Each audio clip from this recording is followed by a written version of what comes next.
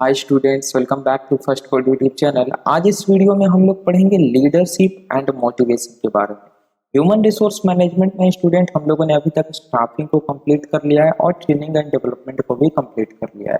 तो अब हमारा नेक्स्ट जो टॉपिक आता है वो क्या आता है, लीडरशिप के बारे में और मोटिवेशन के बारे में।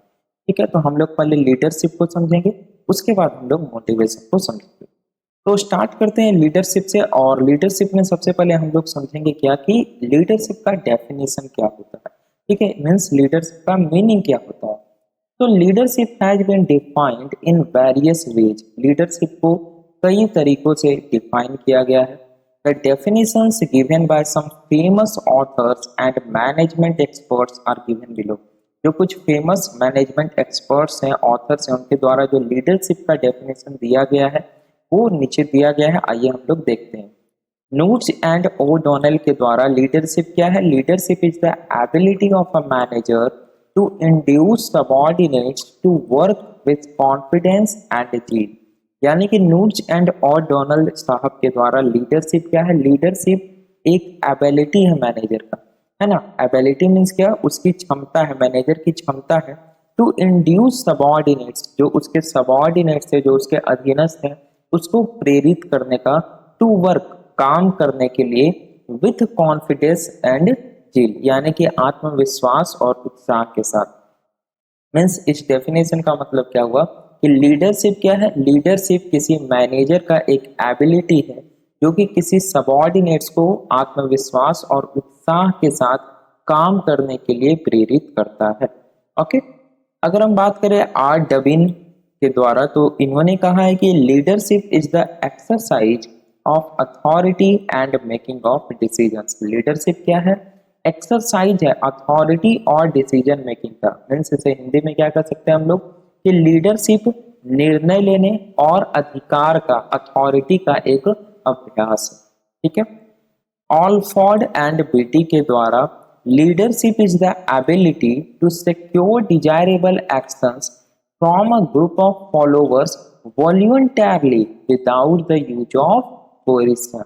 यानी कि देखिए यहाँ पे क्या कहा गया है कि लीडरशिप क्या है, एक एबिलिटी है to secure desirable actions. Means जो हमारा डिजायरेबल एक्शन जो हम करवाना चाहते हैं किसी से, वो हम करवा सके from a group of followers, जो हमारे फॉलोवर्स हैं उनके द्वारा, वॉल्यूंटरली मीन्स स्वैच्छिक रूप से, विदाउट द यूज ऑफ कोरेशन यानी जबरदस्ती नहीं। फिर से हम लोग समझते हैं इस लाइन का मतलब क्या हुआ कि लीडरशिप बेसिकली क्या है कि स्वेच्छा से अपने सबऑर्डिनेट्स के द्वारा काम करवाना, है ना, जबरदस्ती करके नहीं। नेक्स्ट डेफिनेशन जो है वो है जॉर्ज आर टेरी साहब के द्वारा। इन्होंने क्या कहा है कि leadership is the activity of influencing people. Leadership क्या है, लोगों को इन्फ्लुएंस करने की एक प्रक्रिया या एक्टिविटी है to strive willingly for group objectives, ताकि वो लोग क्या कर सके, वो लोग जो ग्रुप ऑब्जेक्टिव्स है उसको पूरा करने में मदद कर सके, हेल्प कर सके। तो ये सारा डेफिनेशन दिया गया है स्टूडेंट, और इन सभी डेफिनेशंस का अगर हम निचोड़ निकालें तो ये क्या होता है, इन सारे डेफिनेशन में leadership the emphasis is on the capacity of an individual to influence and direct group effort towards the achievement of organizational goals। यानी कि इन सारे डेफिनेशन में एक इंडिविजुअल के कैपेसिटी पे जोर दिया गया है ना, कि मैनेजर का कैपेसिटी, एबिलिटी ये बोला गया है। तो वो आखिर है क्या, उसे बोला जाता है लीडर। सो लीडरशिप जो फॉर्म होता है वो किसके अंदर होता है, लीडर के अंदर होता है बेसिकली। और लीडर करता क्या है, लीड करता है ना किसी ग्रुप को, किसी टीम को, उसके फॉलोवर्स होते हैं, लीडर का फॉलोवर। जैसे अगर हम पॉलिटिक्स की भी बात करें तो पॉलिटिक्स में जो लीडर्स होते हैं उनके कई सारे फॉलोवर्स होते हैं, है ना। और उन वो लीडर के पास वो क्वालिटी होता है कि वो अपने फॉलोवर को इन्फ्लुएंस कर सकते हैं। जैसे देखते हैं बड़े बड़े नेताओं का जब भाषण होता है तो वो जो बात बोलते हैं उनका प्रभाव उनके फॉलोवर्स पे पड़ता है। वो जैसा कहते हैं लगभग वैसा ही उनके फॉलोवर्स करते हैं। तो ये होता है एक लीडरशिप की लीडर की क्वालिटी। हम लोग हालांकि आगे देखेंगे। तो इन सारे डेफिनेशन से क्या पता चल रहा है कि एक इंडिविजुअल के कैपेसिटी पे जोर दिया जा रहा है, जो कि क्या कर रहा है, जो कि इन्फ्लुएंस कर रहा है, डायरेक्ट कर रहा है एक ग्रुप के एफर्ट को, यानी एक ग्रुप ऑफ पीपल है उसके एफर्ट को निर्देशित कर रहा है, डायरेक्ट कर रहा है towards the achievement of organisational goal, जिससे जो ऑर्गेनाइजेशन का गोल है वो क्या हो सके, उसकी प्राप्ति हो सके। तो डेफिनेशन आप लोग समझ गए लीडरशिप का, अच्छे से समझ गए, लिख सकते हैं अगर एग्जाम में पूछा जाए तो। सो दज वी कैन से दैट, सो हम लोग कह सकते हैं कि leadership is the practice of influence. Leadership क्या है, इन्फ्लुएंस करने का प्रैक्टिस है, अभ्यास है। दैट स्टिमुलेट्स सबॉर्डिनेट्स, जो कि सबॉर्डिनेट्स को, अधीनस्थ को प्रेरित करता है, और फॉलोवर्स, जो भी फॉलोवर्स है उनको प्रेरित करता है टू डू देयर बेस्ट, उनका बेस्ट करने का, यानी कि जो उनका सर्वश्रेष्ठ प्रदर्शन हो सकता है वो करने का, towards the achievement of desired goals, जो डिजायर्ड गोल्स है, जो वांछित परिणाम है ऑर्गेनाइजेशन का, उसकी प्राप्ति के लिए। ठीक है, तो इतना हम लोग पढ़ लिए, डेफिनेशन समझ ले, लेकिन एक लाइन में अगर लीडरशिप को समझे तो अभी तक हमने बस एक ही चीज पढ़ा है। लीडरशिप क्या है, जो सबऑर्डिनेट्स है उनको इन्फ्लुएंस करना, उनको प्रेरित करना, ताकि जो ऑर्गेनाइजेशन का गोल है वो उसे साथ मिलकर अचीव कर सके, बस यही क्या है लीडरशिप। ओके, कैरेक्टरिस्टिक्स की बात कर लेते हैं हम लोग। एग्जाम में कभी कोई पूछ दिया जाता है आपसे कैरेक्टरिस्टिक्स ऑफ लीडरशिप, या अगर आपसे लीडरशिप मान लिया जाए 6 मार्क्स में पूछ दिया गया तो साथ में आपको कैरेक्टरिस्टिक्स भी लिखना है। तो leadership is a personal quality. Leadership क्या होता है, पर्सनल क्वालिटी होता है, एक इंडिविजुअल का क्वालिटी होता है। जैसे जो लीडर्स होते हैं उनके अंदर ये क्वालिटी होता है, क्या चीज का, लीडरशिप का, लीड करने का, नेतृत्व करने की क्षमता होती है। It exists only with followers, बहुत ही इंपॉर्टेंट पॉइंट है, क्या कहा जा रहा है कि लीडरशिप एग्जिस्ट करता है ओनली विथ फॉलोवर्स, मीन्स क्या, अगर फॉलोवर्स नहीं होंगे then there is no leadership, तो लीडरशिप भी नहीं होगा। जैसे आप अगर मान लिया जाए लीडर बनना चाहे और कोई आपका फॉलोवर ही ना हो तो आप कैसे लीडर बनेंगे। लीडर कैसे बनता है, अपने फॉलोवर से बनता है, यानी कि जब तक एक ग्रुप ऑफ पीपल आपको फॉलो नहीं करेंगे, आपकी बातों का अनुसरण नहीं करेंगे, तो आप लीडर नहीं बन सकते हैं। सो यहाँ पे वीवाई पॉइंट क्या लिखा हुआ है कि leadership exist only with followers, if there is no followers there is no leadership. आगे बात समझ में। नेक्स्ट कैरेक्टरिस्टिक्स क्या है, it is the willingness of people to follow that makes person a leader. अब देखिए जो सेकंड पॉइंट है और जो थर्ड पॉइंट है उसमें काफी सिमिलरिटी है। थर्ड पॉइंट क्या कह रहा है कि ये पीपल का, लोगों का विलिंगनेस है, लोगों की ये एक तरह से बोले तो फॉलो करने का विलिंगनेस है, फॉलो करने की भावना है, जो कि एक व्यक्ति को लीडर बनाती है।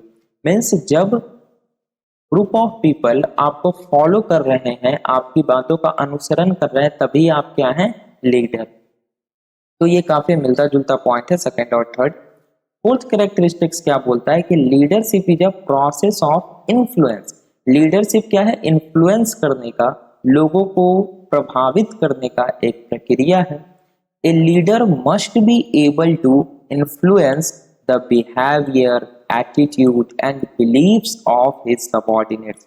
एक लीडर को क्या होना चाहिए, लिखा हुआ है a leader must be able to influence, यानी कि एक लीडर जो है अपने सबऑर्डिनेट्स को प्रभावित करने के लिए एबल होना चाहिए। मीन्स उसके बिहेवियर, जो सबऑर्डिनेट्स का बिहेवियर है, जो सबऑर्डिनेट का एटीट्यूड है, जो उसका बिलीव्स है, उसको इन्फ्लुएंस करने का, अपनी बात एक तरह से मनवाने की क्षमता है ना, इसे ही कहते हैं लीडरशिप। देखते हैं लीडर लोग किसी भी तरह से अपनी बातों को आपसे मनवा लेते हैं, ये होती है उनकी एबिलिटी। तो ये एबिलिटी होना चाहिए लीडर। नेक्स्ट जो कैरेक्टरिस्टिक्स है वो कह रहा है leadership is neither bossism nor synonymous with management, यानी कि लीडरशिप ना ही बॉसिज्म है, मीन्स आपका एक बॉस है, इस प्रकार से लीडरशिप नहीं है। लीडरशिप बॉस होना नहीं है, लीडर आपका बॉस नहीं होता है, ठीक है, वो आपको इन्फ्लुएंस करता है। और ना ही ये मैनेजमेंट का पर्याय है, यानी मैनेजमेंट से भी ये रिलेटेड नहीं।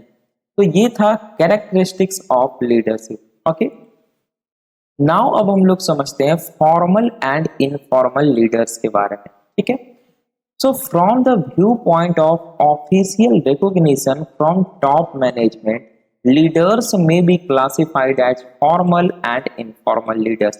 यानी कि अगर किसी ऑर्गेनाइजेशन में हम टॉप मैनेजमेंट के पॉइंट ऑफ व्यू से देखें तो लीडर को दो कैटेगरी में क्लासिफाई किया जा सकता है। The first one is formal and the second one is informal. Now name से ही आपको पता चल रहा है ना कि फॉर्मल मीन्स क्या, जो फॉर्मली क्या किया गया है, जिन्हें सिलेक्ट किया गया है, जिन्हें इलेक्ट किया गया है। और इनफॉर्मल मीन्स क्या, जो कि फॉर्मली नहीं बने, वो हो जाएंगे इनफॉर्मल लीडर्स। तो थोड़ा डिटेल में हम लोग पॉइंट के साथ पढ़ लेते हैं इसे। फॉर्मल लीडर्स की सबसे पहले अगर हम लोग बात करें तो formal leader is one who is formally appointed or elected to direct and control the activities of the subordinates.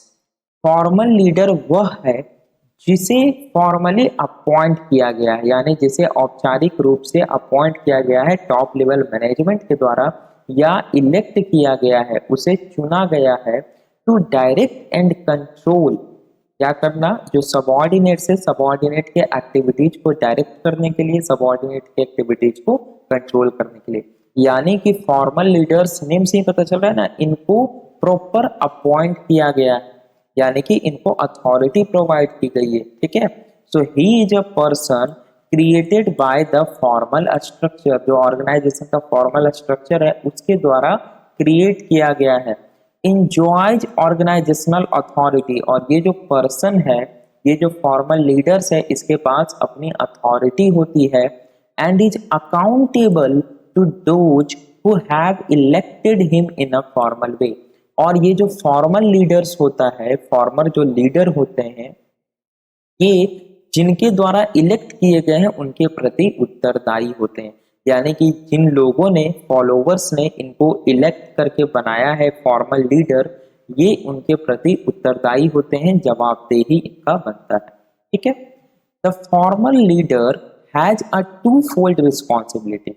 एक जो फॉर्मल लीडर होता है उसकी दोहरी रिस्पॉन्सिबिलिटी एक तरह से हम लोग बोल सकते हैं होता है। कैसे?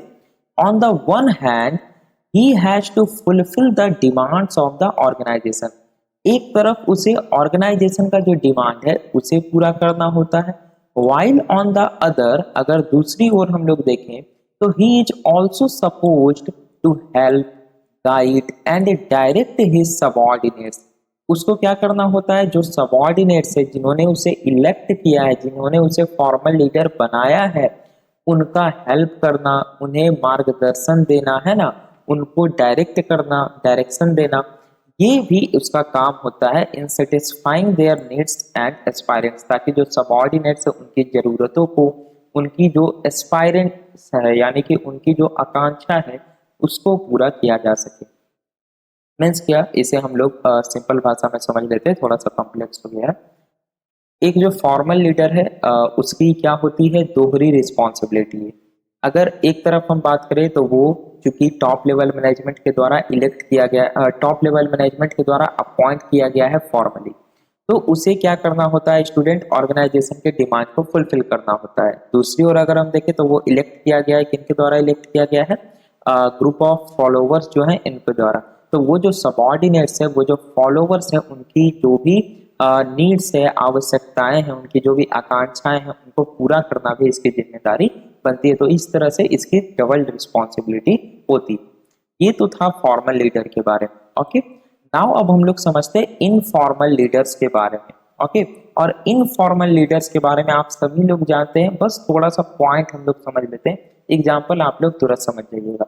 फॉर्मल लीडर्स का एग्जाम्पल तो आप लोग समझ गए ना, कि इलेक्ट किया जाता है, अलग अलग जो लीडर होता है। Informal leaders are not formally recognised. जो इनफॉर्मल लीडर्स होते हैं ये फॉर्मली रिकॉग्नाइज्ड नहीं होते, यानी कि इन्हें फॉर्मली जो है अपॉइंट नहीं किया जाता है टॉप लेवल मैनेजमेंट के द्वारा। They derive authority from the people who are under their influence. तो उनके पास अथॉरिटी कहाँ से आता है, उनके पास अथॉरिटी आता है from the people who are under their influence. जो उनके बोला जाए कि जो उन लीडर से क्या है, प्रभावित है, उनसे क्या होता है, इसके पास अथॉरिटी आता है। ओके, नेक्स्ट पॉइंट क्या है, in any organisation we can always find some persons who command respect and who are approached to help, guide and protect. Okay, किसी भी ऑर्गेनाइजेशन में हम लोग हमेशा कई ऐसे व्यक्ति को देखते हैं जिन्हें क्या होता है, अप्रोच किया जाता है किसी प्रकार की हेल्प के लिए, गाइड के लिए, प्रोटेक्शन के लिए, है ना। अगर हम जनरल सिनेरियो की भी बात करें, अगर हम सीधे क्लासरूम की बात करें, तो क्लासरूम में भी आप देखिएगा कि एक ऐसा व्यक्ति होता है, एक ऐसा स्टूडेंट होता है कि अगर क्लास में किसी भी प्रकार की समस्या है तो हम लोग क्या करते हैं, उस स्टूडेंट को बताते हैं और वो फिर जाकर के टॉप लेवल मैनेजमेंट यानी कि वो जाके या तो प्रोफेसर को बताए या जो भी मीन्स जो भी मेंटर है आपके डिपार्टमेंट के उनको बताए, कुछ इस प्रकार से, है ना। तो वो क्या है, क्या उसे फॉर्मली अपॉइंट किया गया है? नहीं, फॉर्मली अपॉइंट नहीं किया गया है उसे, लेकिन इनफॉर्मली हमने क्या किया, उसे लीडर बना दिया। हमने मीन्स क्या, क्लास के जो भी स्टूडेंट है सारे ने मिलकर मान लिया कि ये हमारा लीडर है, ये हमारी हेल्प करता है, जो भी बात करना होगा सर से हम इसके थ्रू बात करवाएंगे, है ना। हमारा नेता कैसा हो, मुन्ना भैया जैसा। तो वो जो मुन्ना भैया टाइप क्लास में बच्चे होते हैं वो क्या होते हैं, इनफॉर्मल लीडर्स होते हैं। ठीक है, तो the informal leaders have only one task to perform. अभी हमने देखा था कि जो फॉर्मल लीडर्स होते हैं वो प्रॉपर अपॉइंट किए जाते हैं तो उसका डबल रिस्पॉन्सिबिलिटी हो जाता है, लेकिन जो इनफॉर्मल लीडर्स है ये तो फॉर्मली अपॉइंट नहीं किया गया, इसको तो हम लोगों ने मिलकर मुन्ना भैया बना दिया। तो इसका केवल एक ही टास्क होता है, वो टास्क क्या होता है, to help their followers in achieving their individual and group goals. जो इसके फॉलोवर्स हैं, है ना, यानी हम लोग जो है, तो मुन्ना भैया का काम क्या है कि हम लोगों का जो भी गोल है, हम लोगों का जो भी लक्ष्य है उसको प्राप्त करने में ये क्या करेंगे, हमारी मदद करेंगे, हेल्प करेंगे। ओके, तो informal leaders are created to satisfy those needs which are not satisfied by the formal leaders। Informal leader को क्रिएट किया जाता है किस लिए, उस नीड को सेटिस्फाई करने के लिए, उस आवश्यकता को पूरा करने के लिए जो कि फॉर्मल लीडर के द्वारा पूरा नहीं किया गया है। An organization can make effective use of informal leaders to strengthen the formal leadership। एक ऑर्गेनाइजेशन इनफॉर्मल लीडर का यूज इफेक्टिव वे में कर सकती है अपने फॉर्मल लीडरशिप को स्ट्रेंथ करने के लिए, कि आखिर हमारे फॉर्मल लीडरशिप में कहां पे कमी रह गई जो एक इनफॉर्मल लीडर बन चुका है, ठीक है, या इनफॉर्मल लीडरशिप वर्क कर रहा है, तो एक ऑर्गेनाइजेशन इसका इफेक्टिव वे में यूज कर सकती है। तो आई होप आप लोग इनफॉर्मल लीडर्स के बारे में भी अच्छे से समझ गए होंगे, मैंने प्रैक्टिकल एग्जाम्पल भी दे दिया। तो ये थे फॉर्मल एंड इनफॉर्मल लीडर्स। अब जो एग्जाम में आपसे क्वेश्चन पूछा जाता है स्टूडेंट, वो पूछा जाता है qualities of a good leader, और ये काफी बार 4 मार्क्स में पूछा गया है। तो ए successful leader secures desired behaviour from his followers.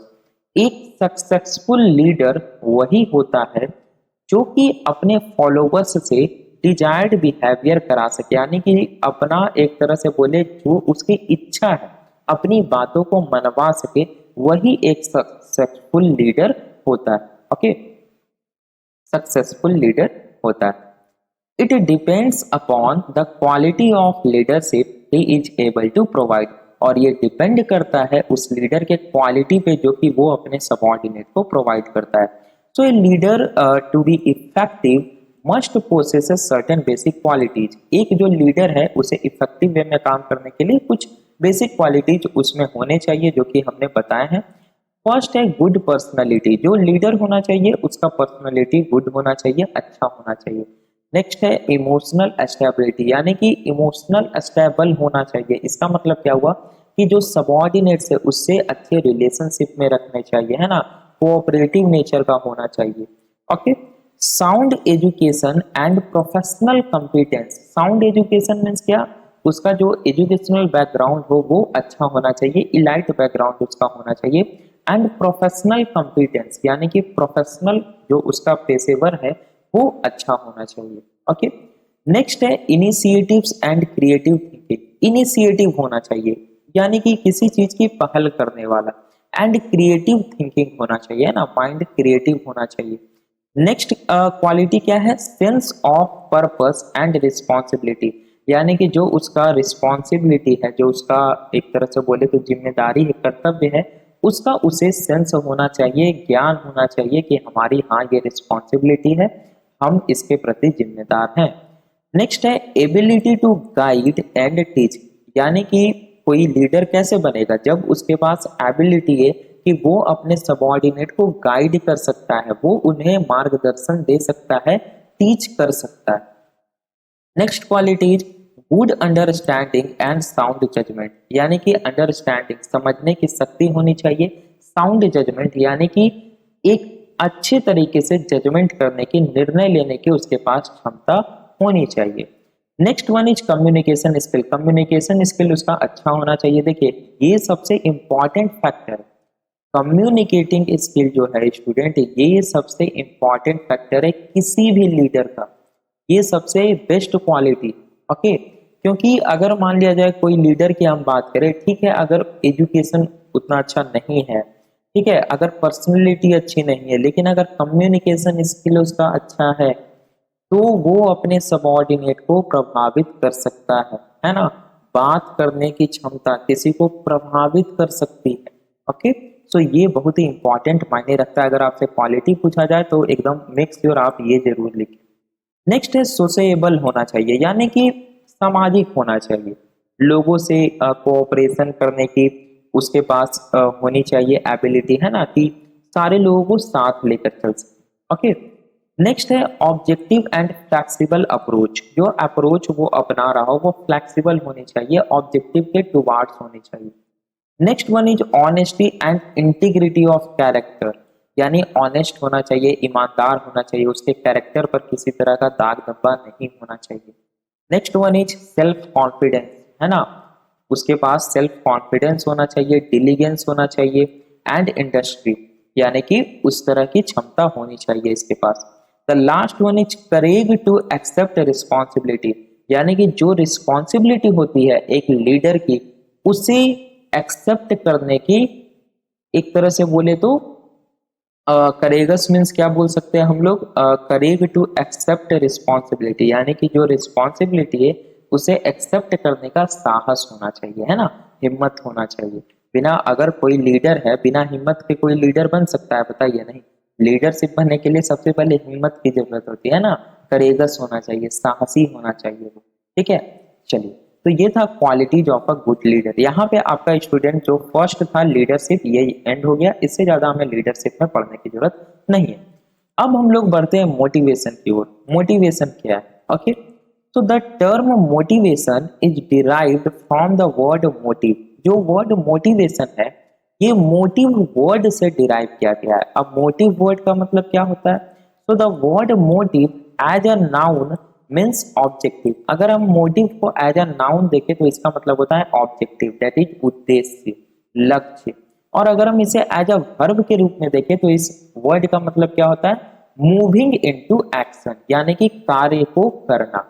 Okay, therefore motives are forces which induce people to act in a way so as to ensure the fulfillment of a particular human need at a time।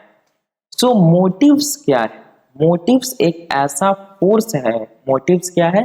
Force है which induce people, जो कि लोगों को प्रेरित करता है, to act in अ वे, एक प्रकार से काम करने के लिए, so as to ensure the fulfilment of a particular human, ताकि एक पार्टिकुलर ह्यूमन की जो आवश्यकता है एट अ टाइम पे उसको सुनिश्चित किया जा सके। ठीक है, ये क्या होता है स्टूडेंट? मोटिव्स होता है।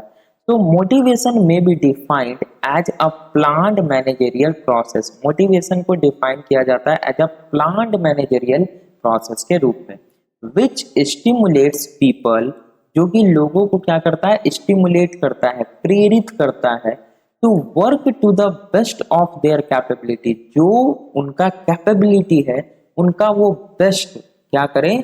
परफॉर्म करें, यानी कि अपना सर्वश्रेष्ठ प्रदर्शन जिसे कहा जाता है ना, वो दे ऑर्गेनाइजेशन को, by providing them with motives. और वो कैसे देंगे?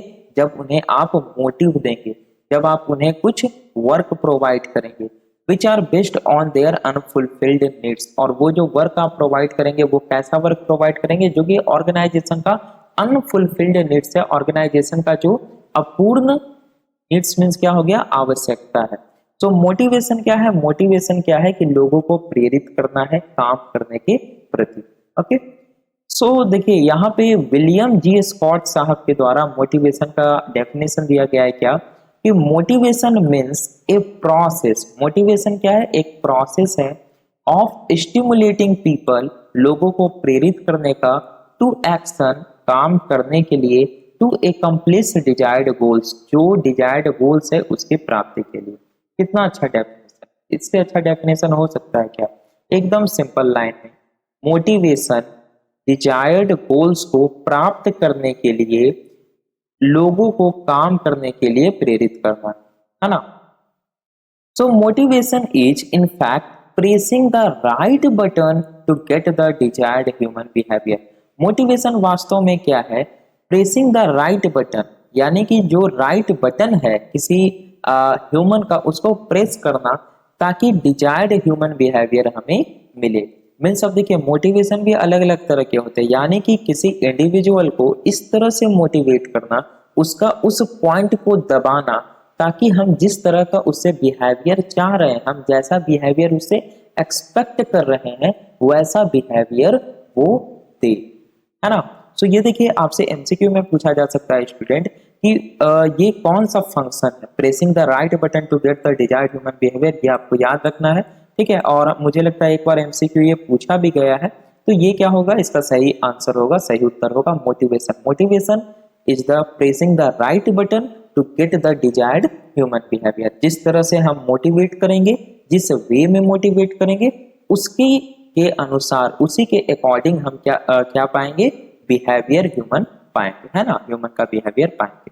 ओके, तो following are the outstanding features of the concept of motivation. नीचे कुछ फीचर्स दिए गए हैं मोटिवेशन के, हम लोग देख लेते हैं।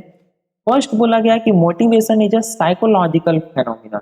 मोटिवेशन क्या है, एक साइकोलॉजिकल फेनोमिनन है which generates within an individual, जो कि एक इंडिविजुअल के अंदर में जनरेट होता है ना, एक इंडिविजुअल यानी कि एक व्यक्ति के अंदर में जनरेट होता है मोटिवेशन। जैसे कोई हमें मोटिवेट कर दिया करके, मीन्स कोई हमें 4-5 लाइन मोटिवेशन बोला, जिससे हमें क्या होता है, एक तरह से बोले तो अंदर से स्फूर्ति जाग जाती है, हमारे अंदर में मोटिवेशन पैदा हो जाता है ना। नेक्स्ट है, need is the basis of motivation. अब देखिए मोटिवेशन का जो बेसिस है वो क्या है, आवश्यकता। जब आवश्यकता होगी तभी हमें मोटिवेशन मिलेगा, ठीक है। नहीं समझ में आ रहा है, ये बातें आपको तब समझ में आएगी जब हम लोग नेक्स्ट लेक्चर में पढ़ेंगे need hierarchy theory of motivation. और वो जो need hierarchy theory of motivation है उसमें हम पढ़ेंगे हायरार्किकल स्ट्रक्चर, कि कैसे जब नीड चेंज होता है तब हमें मोटिवेशन की जरूरत पड़ती है। यानी कि जब हमारे पास नीड, आवश्यकता नहीं होगी तो हमें मोटिवेशन की जरूरत भी नहीं होगी। और चूंकि ह्यूमन की जो आवश्यकता है, यानी मानव की जो इच्छा है वो असीमित है, तो हमें हमेशा समय समय पे मोटिवेशन की जरूरत है। ये सारा चीज हम लोग डिटेल में पढ़ेंगे नेक्स्ट वीडियो में, घबराने की बिल्कुल भी जरूरत नहीं है। तो वो बताया भी गया है, देखिए motivation is a continuous process. Motivation क्या है, एक कंटिन्यूअस प्रोसेस है। अगर हम ऑर्गेनाइजेशन के बेसिस पे इसे देखें, चूंकि हम लोग ह्यूमन रिसोर्स मैनेजमेंट पढ़ रहे हैं जो कि ऑर्गेनाइजेशन का एक पार्ट है, तो जो ऑर्गेनाइजेशन की आवश्यकता है क्या वो सीमित है, नहीं, हमेशा चेंज होते रहती है। तो उसी प्रकार से जब ऑर्गेनाइजेशन का नीड चेंज हो रहा है तो आपको क्या करना पड़ेगा, एक पीरियड ऑफ टाइम पे बार बार एम्प्लॉय को मोटिवेट करना होगा ताकि वो उस नीड को पूरा करे। ओके, नेक्स्ट है, मोटिवेशन में भी पॉजिटिव और निगेटिव। बिल्कुल, मोटिवेशन पॉजिटिव भी हो सकता है, निगेटिव भी हो सकता है। ये देखिए आपसे एमसीक्यू में पूछा जा सकता है। पॉजिटिव मोटिवेशन और नेगेटिव मोटिवेशन कैसा हुआ, जैसे मान लिया जाए आपको ऐसा बोला जाता है कि अगर आपने इस डेडलाइंस तक इस टास्क को कंप्लीट कर लिया तो आपको रिवॉर्ड दिया जाएगा, आपको सम्मानित किया जाएगा, या आपको सैलरी में बोनस दिया जाएगा, कुछ इस प्रकार से। तो ये आपके लिए एक पॉजिटिव मोटिवेशन हो गया, या आपका प्रमोशन कर दिया जाएगा, ये भी पॉजिटिव मोटिवेशन है। निगेटिव मोटिवेशन क्या हो सकता है, ठीक इसके उलट, यानी कि ये आपको बोला जाए कि अगर आपने इस डेडलाइन तक इस टास्क को कंप्लीट नहीं किया तो आपका डिमोशन कर दिया जाएगा, नेगेटिव मोटिवेशन। आपकी सैलरी में से इतना अमाउंट कट कर लिया जाएगा, निगेटिव जो है मोटिवेशन है।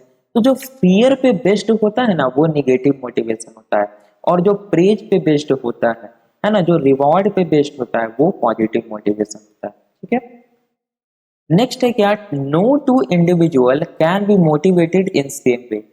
इसमें कहा गया है कि कोई भी दो इंडिविजुअल को हम एक तरीके से मोटिवेट नहीं कर सकते हैं। अब ये जो लाइन है स्टूडेंट, ये बहुत बोले तो बहुत वास्ट थ्योरी है और इतना डिटेल में हमें पढ़ना नहीं है, जस्ट हमें कुछ पॉइंट्स जानने थे, कुछ फीचर्स जानने थे मोटिवेशन के, तो हमने जान लिया।